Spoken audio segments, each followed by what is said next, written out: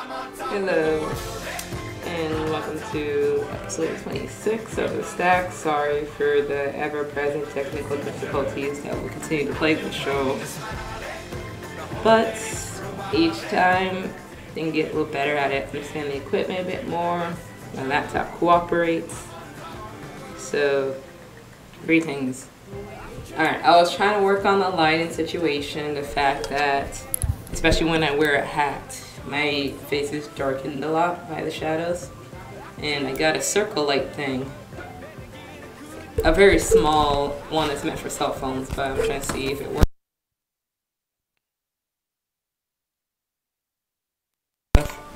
See if it works well for a laptop. Not the best lighting, but maybe when I go back home and get a better light. But it's very bright.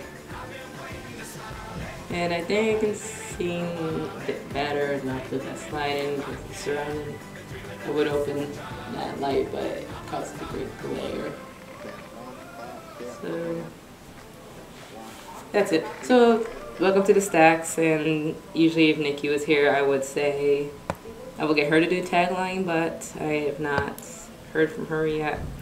So the tagline of the Stacks is where education and social life meet, and today we're going to be talking about finals and holidays.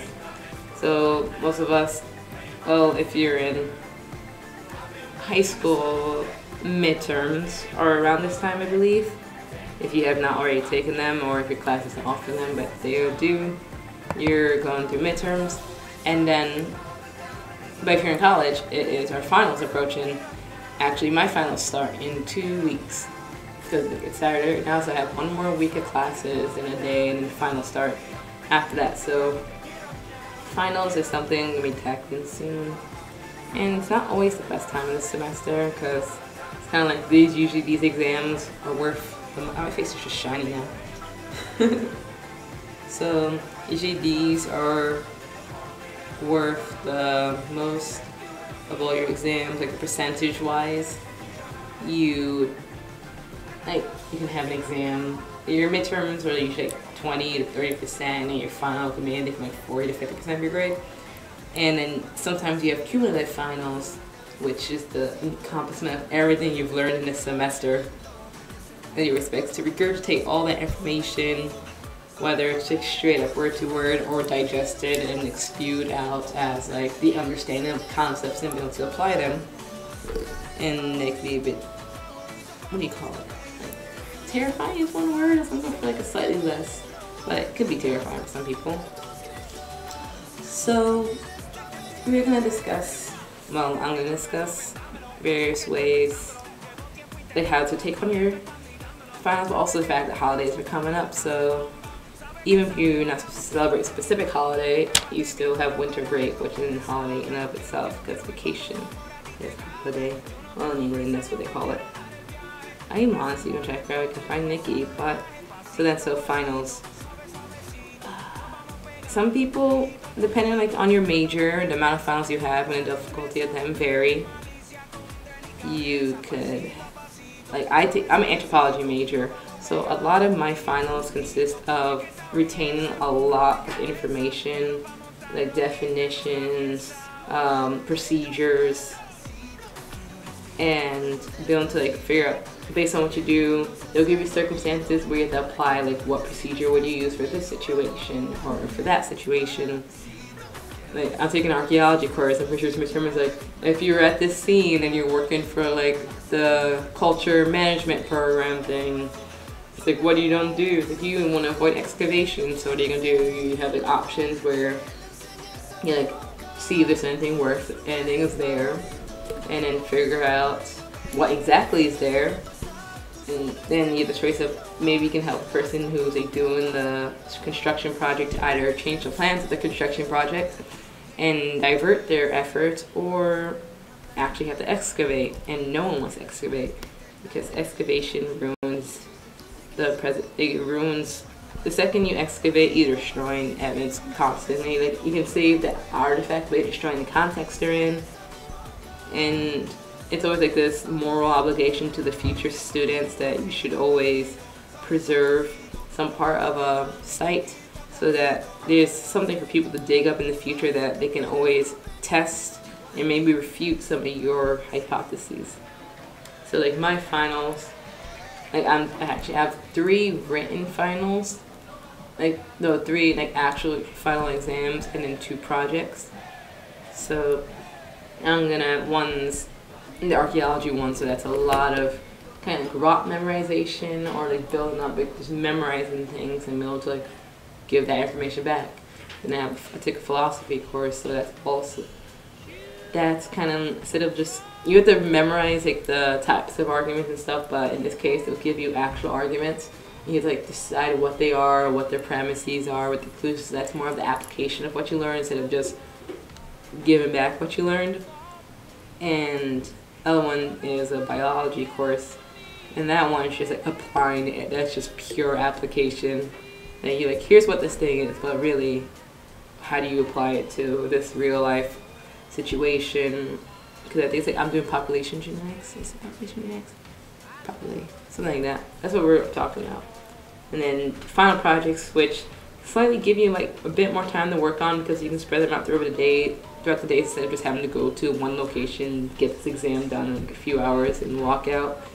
But when you're balancing your studying with like working out that project consecutively and continually, it can be a bit of a hassle. So one thing we're going to focus on is actually tackling your finals. But then the other half is more the lighthearted stuff, like what are you going to do after your finals, and that's like what you're going to do with your holidays and your vacation time, because you've accomplished another semester. In your high school, you got half the year done, and they're giving you a break, and you can come back in January to finish the rest off. So I'm trying to see if she's there, but one thing when it comes to finals is like, what is your plan for accomplishing what you need to accomplish? So depending on how many finals you actually have, that will change your approach to it. Like if you have one final, number one, you can probably relax a little bit. Hello? Nikki? Please leave a message. No, she's not here. Alright, so one thing, like if you have one final, you can probably relax a bit more than everyone else, but you have more time to approach it, to prepare for it. You can break down your time much more efficiently, study for a certain amount of hours each day until the day of that final. And also do other things to kind of like keep your stress level down, because there's nothing worse than having a high level of stress when you prepare for an exam, because stress was useful when we were running from predators and running for our lives, and then that stress gave us a bunch of adrenaline. And we didn't really need to make like them we have to make like these strategic thought processes and memorization. We just need to react efficiently to get out of the situation, but you still have those stress responses, and they found to give you tunnel vision. It affects how much you retain information. It affects how much you can draw from the information you have retained. And yeah, recollection is affected by it. And also it affects your sleep. And sleep has been shown to be one of the best things you can get before an exam, or like in the process of towards the exam. You should get sleep each night approaching. But it's just, you need to figure out what best works for you, because some people can just like study hours on end every day, and they can like chip away at that, and then by the time they get to exam, they walk in there confident. And you got some people who kind of like fall back on the old habit of studying the night before. You got some people who can do it if they take a bit of breaks. Some people just need to read their notes. Some people gotta interactive with their notes. So hopefully you've like figured out what best works for you. But if you have time for your exam, you can try a different study method to see which ones you're more favorable to. If you have more exams than one, which often many people do, that's a lot of juggling. Figure out first, like, kind of put in your exams, organize them in the case of which one's coming first, but also which is more difficult. So if you do like this, you can either do one, the other, or both. So if you were to do the listen your exams by which one comes first, and like in order of when you have to take these exams, that would affect the way you study for them. So like you had one exam coming before the other one, maybe you're someone who would just study for that one, take the exam, and when that's out of the way, you study for the next one. Or you can study like primarily for the first one coming up, and then like at the end of your study, you'll go over a little bit for the second one. And then if there's a third one, a little bit for the third one, and then once the first one's out, you like make the second one your primary one and keep studying for that, and a little bit the third when that's out of the way, so you build up the knowledge for all of them as it goes on. And that seems like a really effective way to study. But then you also can organize them by difficulty level, because some exams you can like look at your notes a little bit, kind of go over them a few times and you got it. And other exams, even if that one's like the last one to come, will take a lot more effort and preparation for. So you might prioritize study for that one, like the second one to come up. And you know it's not your first one, that one's more difficult, so you spend a lot of time studying for that and build up your knowledge as the day goes on, and then you add a little bit of that first exam. So like when that first exam comes up, you had enough time to actually like get what you need to. And then you take it, it was an easy one, and then you really focus on the difficult one. So like, and then you also have the mixed system where you prioritize the most difficult, but also like the first one. So if the most difficult one is the first one, you got that in the bag. But kind of like figure out like I'm studying for this one a bit more because it's coming up first, but also it's not the hardest one. So you kind of like how much time you dedicate to each exam depends on what you prioritize, which you think you need more time with. So like that's even before you delve into the study. That's something you should, before you delve into the study, that's something you should take into account. You should probably stop, really just like examine, like in the case of my philosophy course, that one is going to be my second exam, I believe. My first one, my professor decided he didn't want to take the time they would give him for his final during the finals week because he said it'd be really late and he wants to give students a chance to like go home. And I love the idea if I didn't have a final on the last possible day. But it's kind of, so he's given to us next Tuesday during class, so we get that out of the way. But in that case, that one is probably my second most difficult exam. My easiest one will be my philosophy. My second would be my archaeology, and my third one would be the biology one. So I'm probably, since I have time, I'm gonna have finals week where I have no classes, I actually dedicate to study. I'm gonna just mainly focus on my archaeology one since that one's during classes. So like that one's my second most difficult one, but it's also the first one, and that one, what's also prioritized is it's not the only thing I have to worry about. I still have homework to give in, I still have classes to attend, so I need to work on that when I have free time. So that one's my priority, to study for that one. And after that, when classes are over, I have two other exams. And my philosophy one's the first one I have. That one's the first week of finals on Friday. And my second one's the second week of finals on Thursday, I believe. Nope, wait. Is it Thursday? I feel like I should know these things. It depends on the last days of Thursday, Friday. Nope, it's Thursday. Okay, so the philosophy one, that one's easy. Well, it's actually a bit more difficult now. It was easier in the beginning of the semester, this one, because we went from deductive arguments to inductive arguments. And inductive arguments don't have as many rules. And rules made it so much easier because you remember them and know what to do. So, like, with my philosophy one, I have the first week of finals to, like, focus on it. And I'll go over the PowerPoints. I will go over my notes, which are practically just everything that's on the PowerPoint, so I don't really need to look at my notes, because if it doesn't say anything else, it's not up there. So that's when I focus on PowerPoints. I really like go through. He also sometimes will put up practice questions or like things that like really embody the concepts. So that's when I read over the articles we were supposed to read for that class.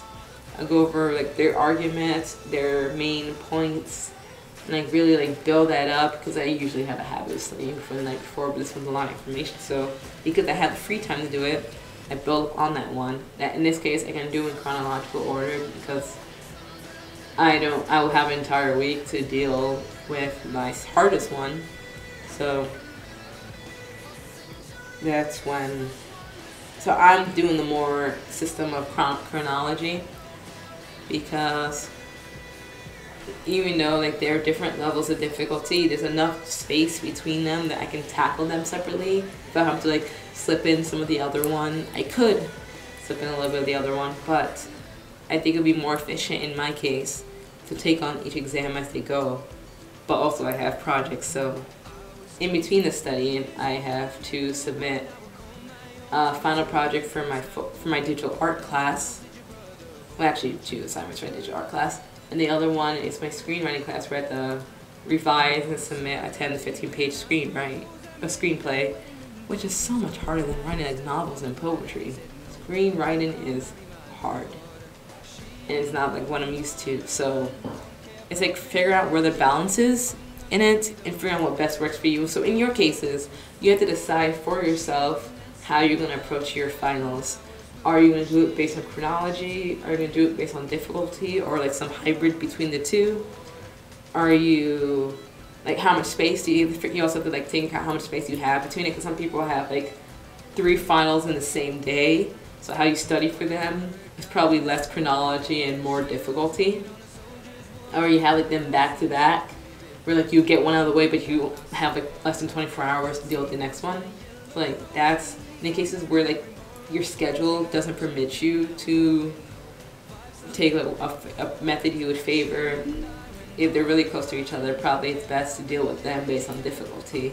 But if you have the time between them, you have much more leeway to choose how you want to tackle them and deal with them.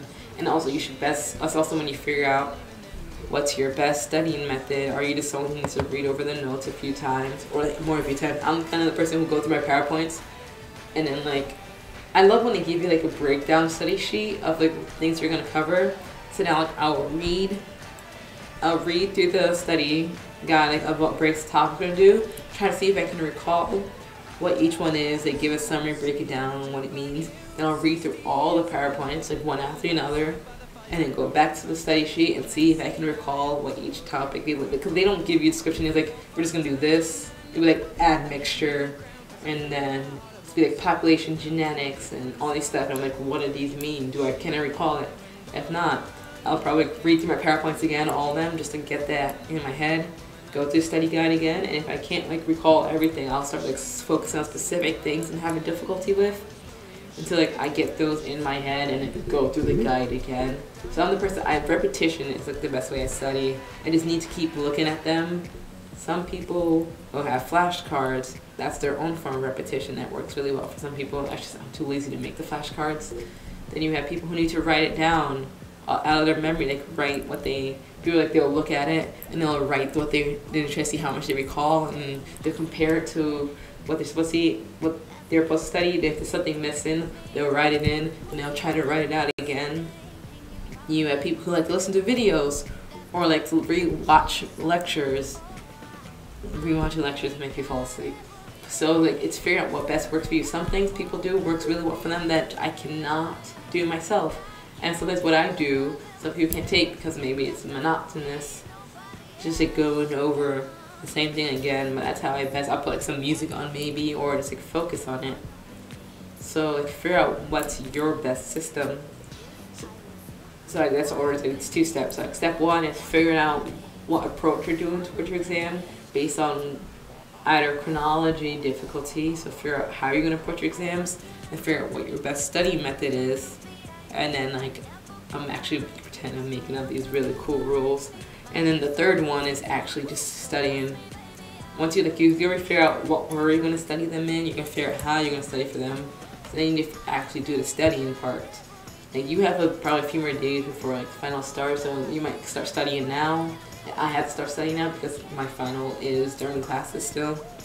But it's just actually delving into and working on the actual studying process, getting the information in your head, best tackling the way you do, because like studying is not fun.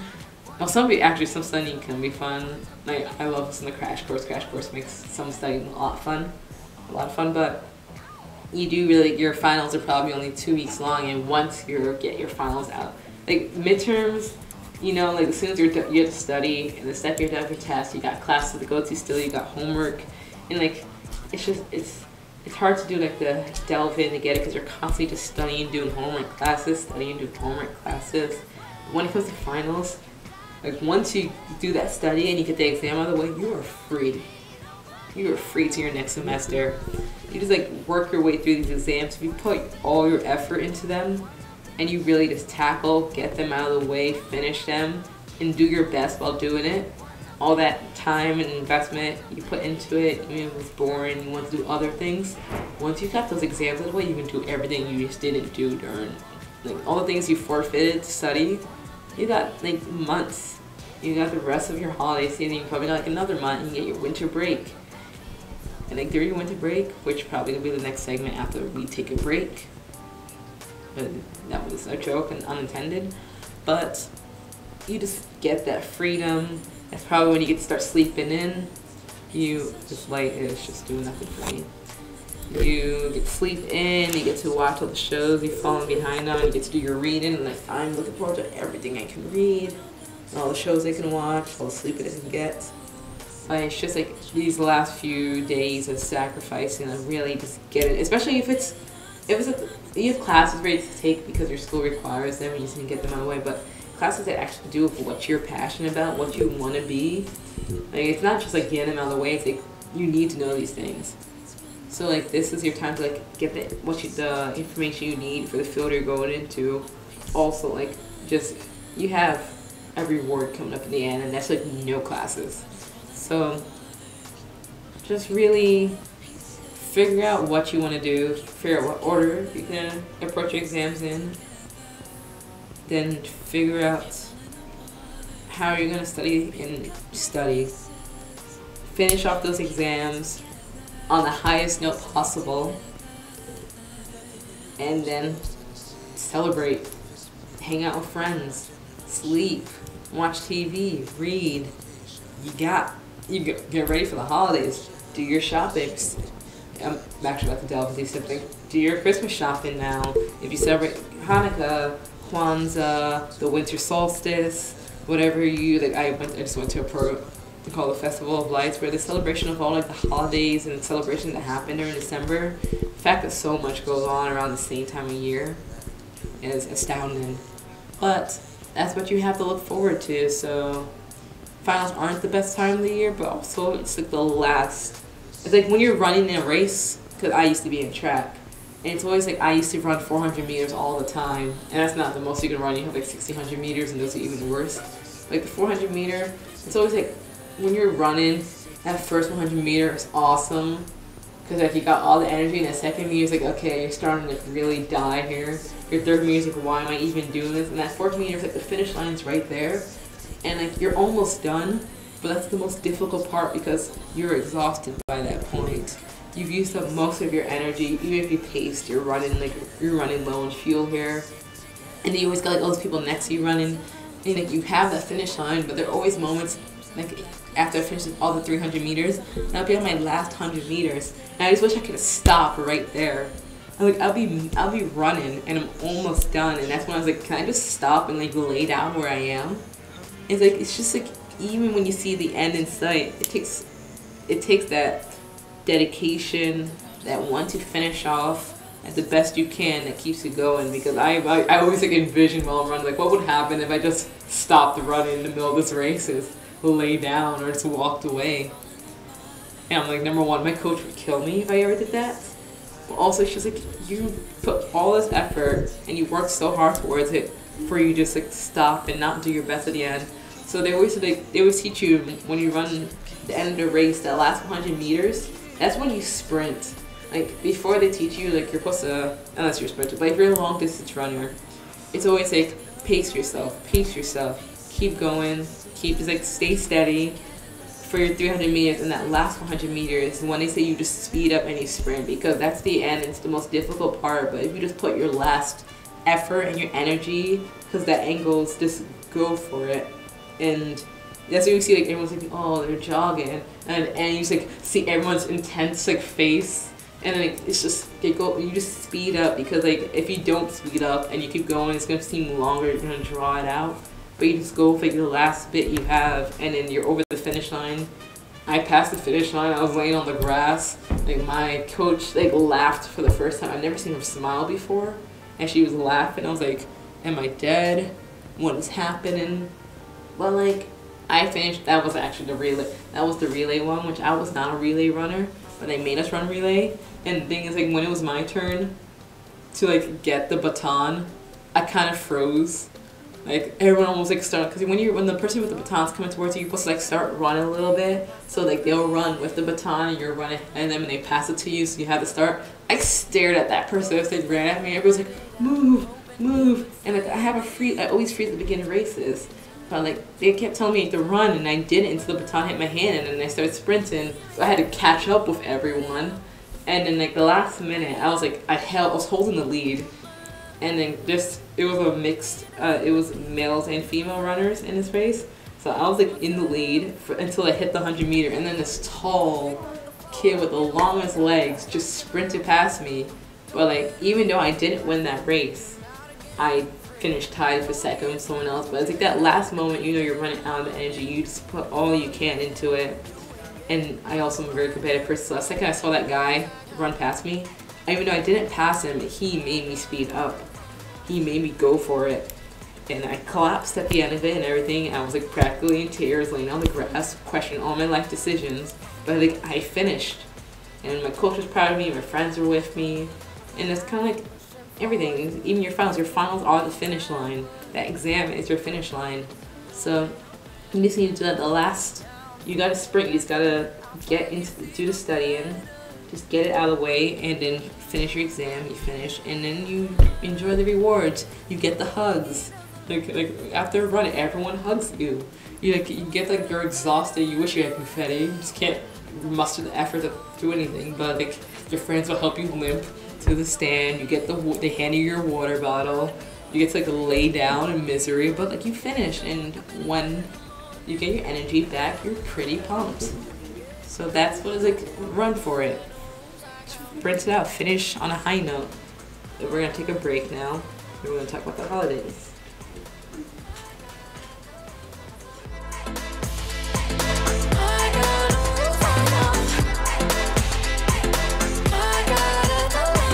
Practice makes perfect. I'm still trying to learn it by heart.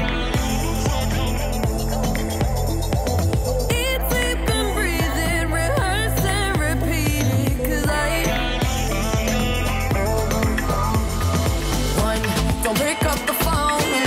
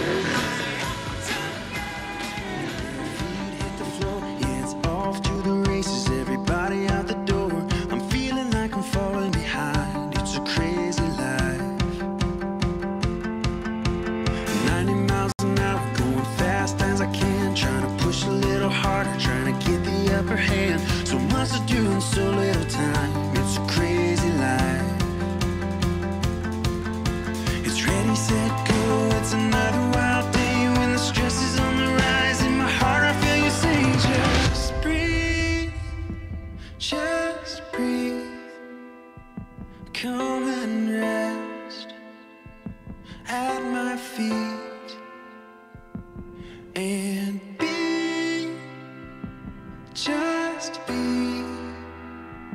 Chaos calls, but all you really need is to just breathe.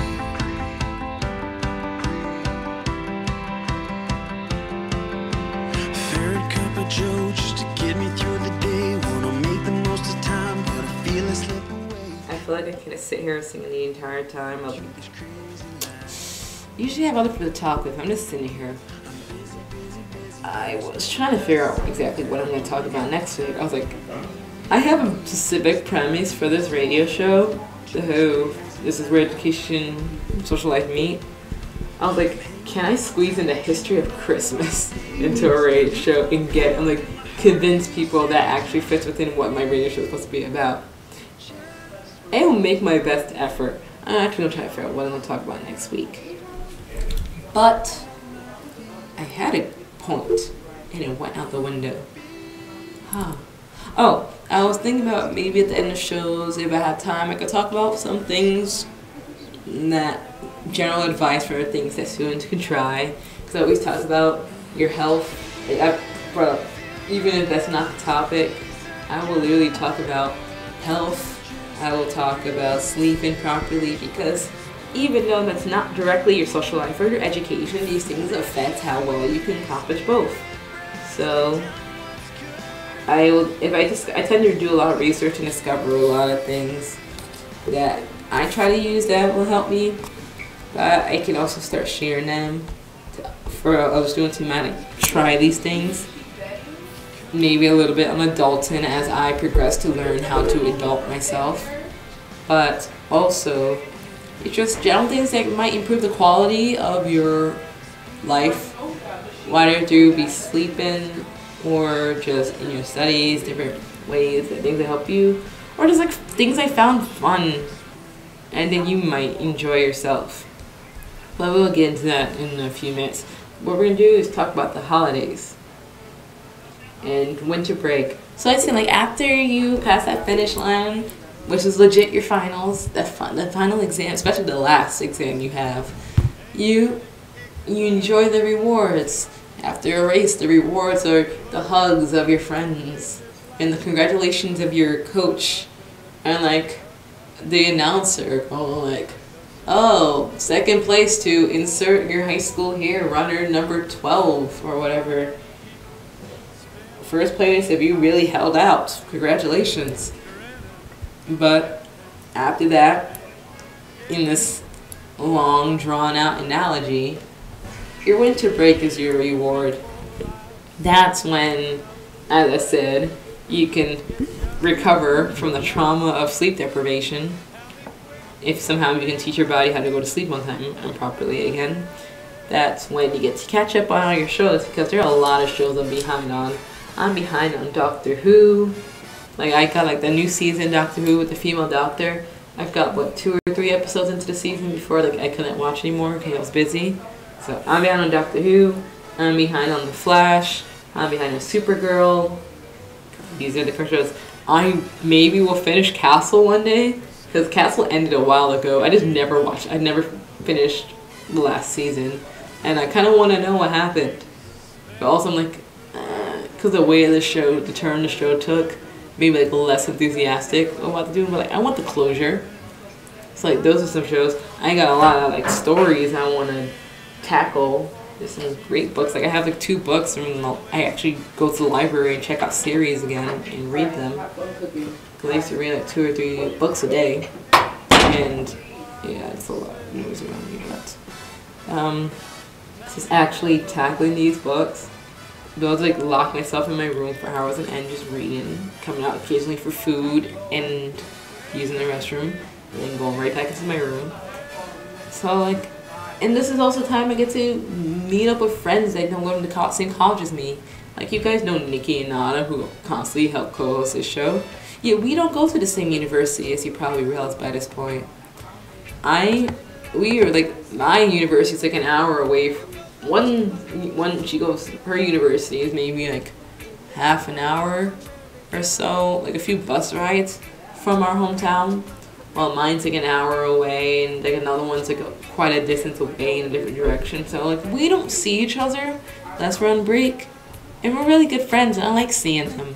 And also I like having co-hosting with them in person. It makes it a bit more enjoyable. And also you don't just see me. So like I'm looking forward to them. Like for them, like they can come check, we can hang out together. We can hang out in my room, we can watch stuff together. I got like some musicals or like movies or TV shows I want to show them. And we just like general spend time, because they're like one of the few close friends I have that I like maintained over the years. And I love hanging out with them. And it's good to go back to see them. And I get to see the new developments my town has gone through. Like I visited my town 2 weeks ago for like Thanksgiving break. And there's a building that used to be there that's no longer there, and it freaked me out when I saw it. Cause like I'm used to seeing this really tall building there and seeing nothing. So get to see like what events are going on in my community. Cause I keep missing the biggest events, and I used to go to them all the time. Like we used to have a street fair every year, and I'm always at school during a street fair, and I missed the Thanksgiving parade. And I was in the Thanksgiving parade once, and it was amazing being in that.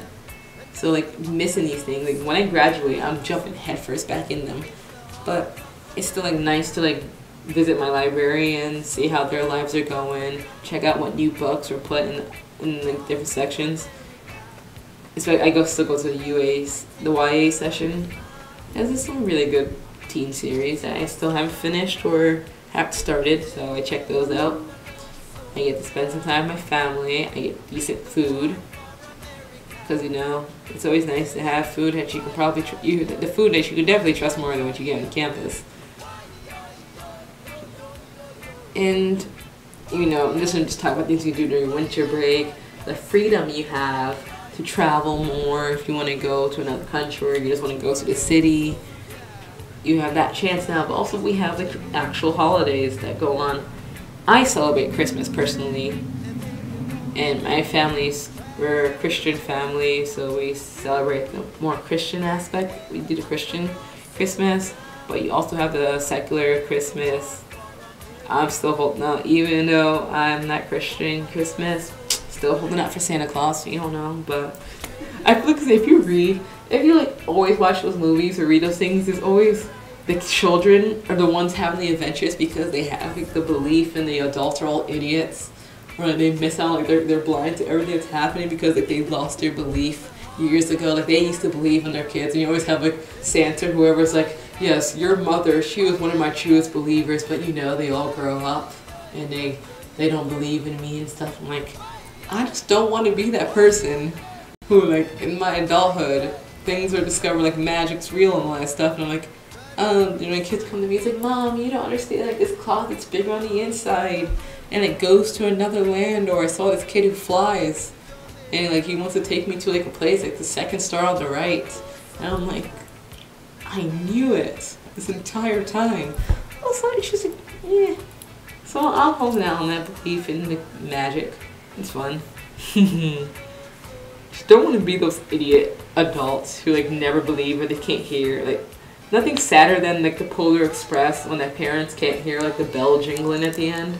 They're like, oh look, well, it's like the bell's broken, and the kids are all like shaking in their ear and like, oh my gosh, it wasn't a dream. And the parents like, that's so sad. And they're like, oh, they're like, oh, Santa brought you this thing, but they don't really believe it's Santa. I love it. I just went on this dead tangent about like magic. You know, I feel like there are things in the world we don't really understand. It's probably, I ain't gonna say, I'm not gonna be the person who kills a fairy. It's like you say every time someone says a fairy isn't real, a fairy dies. I ain't gonna be that person. So like, yes, I celebrate as originally on this tangent, I celebrate the Christian Christmas. This is secular Christmas. You have Hanukkah, which I want to learn more about other holidays because I don't know enough about the other holidays that happen. I know a bit more than I used to, but I delved into the history of Christmas, like Christmas in countries, like there are different myths and origins and names for like different Santas, like there are different customs, like where we like to do like the milk and cookies and the Christmas trees, and people like they're like ethnic foods and stuff that I've like studied. So I'm gonna look more into Hanukkah, which some of you might end up some of you celebrate, or Kwanzaa. My brain's like, yeah, it's Kwanzaa. Is it? Yeah, Kwanzaa. Yeah, that's what it's called. I want to look at the Kwanzaa and winter solstice, which is celebrated. Because I recently learned about the Native American winter solstice celebration, but I think there are other cultures that also celebrate their own winter solstice and their own custom. Like every country does things differently, every types of people, ethnic groups, and it's just something so amazing like this one time a year. Even though not all of us believe the same things, but for some reason, all around the world and different cultures, there's something going on at this time of the year. December has a lot going on, and you're like, oh, there must be something about this time of year.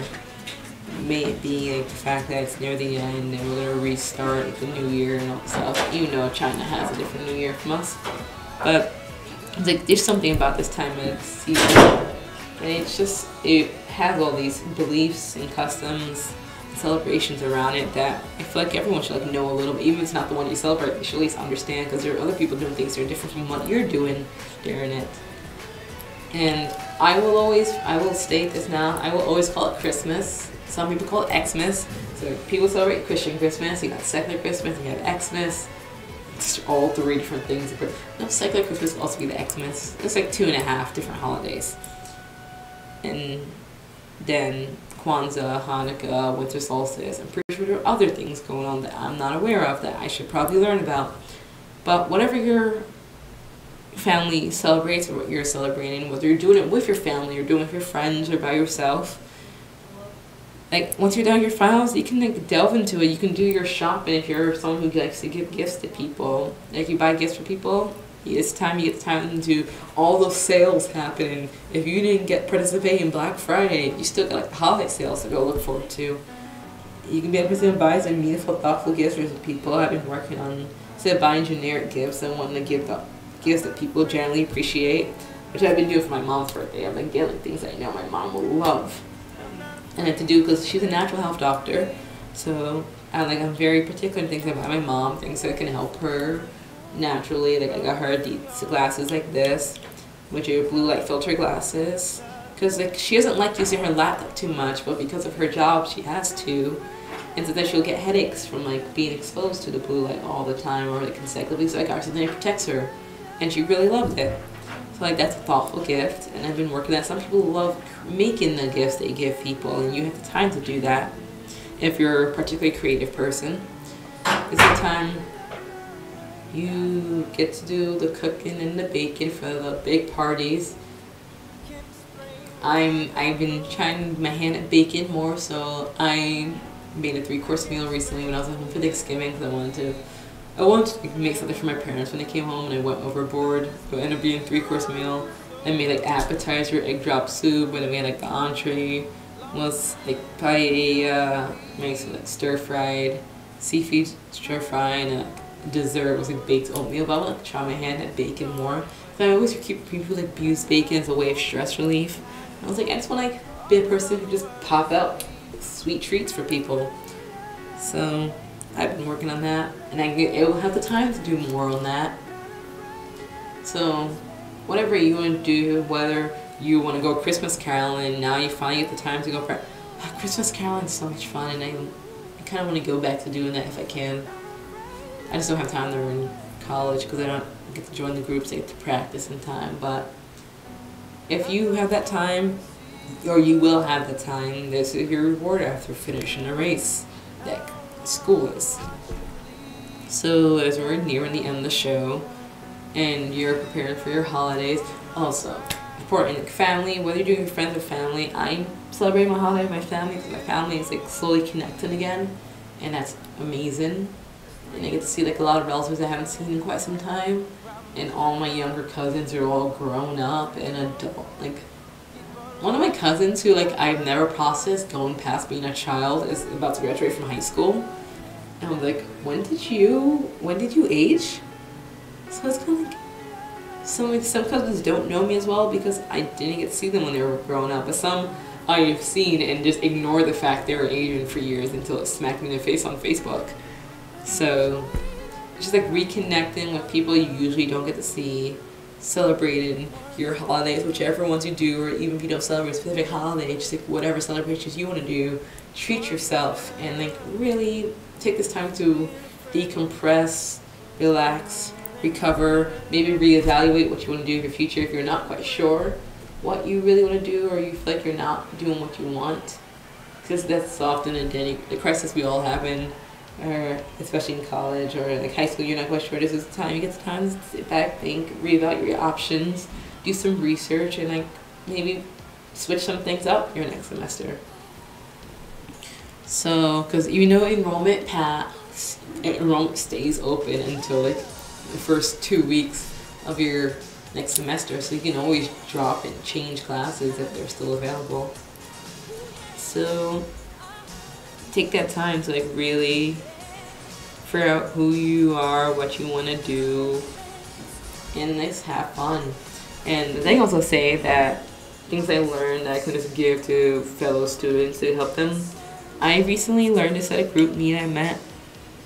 I'm in an organization. We have bi-weekly meetings, and the advisor of it, like, is going to start doing a segment on adulting and like teach us how to take care of ourselves. And one thing she taught me was it's a website and an app called Sleepy Time, and it tells you when it's best for you to either go to sleep based on when you're going to wake up, or when to wake up based on when you're going to sleep. And it works with, because when you get woken up in the middle of your sleep cycle, you tend to be drowsy and it affects you most of your day. And studies have shown, oh, and also it freaks your cardiovascular system out. Like, your adrenaline, that's why like strokes and heart attacks happen most, like when you're waking up. Like your day, the beginning of the mornings are like avidly plagued by those, because like you're not waking up the way you're supposed to. You're supposed to wake up naturally, but we're in a world where we need alarm clocks. So like best figuring out when to set your alarm, it's a great thing, so you can wake up in between your sleep cycle feeling refreshed and not startling yourself. So this app takes into account when you're going to wake up or when you're going to sleep, and tells you when it's best to wake up the next day. So you wake up in the middle of sleep. And the studies have shown that people who, like, some people have the results already when they wake up between their sleep cycle. They wake up, they feel so much energy, they're able to tackle it because they're not drowsy, they're not plagued by, like, they're not startled awake. So like if you are someone who keeps like waking up and it's hard for you to get out of bed, or it's just like your mornings aren't your best, maybe you should look into it. It's called Sleepy Time, and you just literally, if you're going to bed right now, like you don't have a set time you need to wake up, like, or you don't need to, you have time to sleep, put in when you're gonna sleep, and it'll tell you when you can set your alarm. It'll give you like 7:32, a random time, but it works with the whole 90 minutes sleep cycle and the time you have in between. Or if you need to wake up at 10, it'll tell you like, alright, you should go to bed in like the next 5 minutes. And it takes into account that it usually takes people 14 minutes to fall asleep. So check it out, see if something that works for you. I recently started using it. I can't like give a testimony how it's working yet since I just started, but maybe in the future I can. But see if it's something that might help you in some way. Because I always say sleep is important, and starting off your day is important because that sets how you wake up can set how the rest of your day goes for you. So maybe make your waking the best thing that happens. It's the second you open your eyes, you're awesome, you feel amazing. Start off with energized, get rid of that drowsy state, like really start your day fresh. That's all I have for you. Thank you for tuning in with the Stacks. I hope your finals go well, after your last weeks of classes, and then your finals, and then your holidays. I'll tune in with you next week, Saturday at 2, hopefully be on time. Technical difficulties or something we're working on, not making a thing. And it was just me today, but maybe we'll have more co-hosts next time. And I'm really going to work on this lighting situation. Like, this is supposed to, like, you see this light here? It's supposed to be reaching my face. It's working sort of. But thank you for tuning in. This is the Stacks where social life and education meet. And I am your co-host. Well, host at the time. I have no co-host. I am your host, Jay Blue. Checking out now. Have a great Saturday.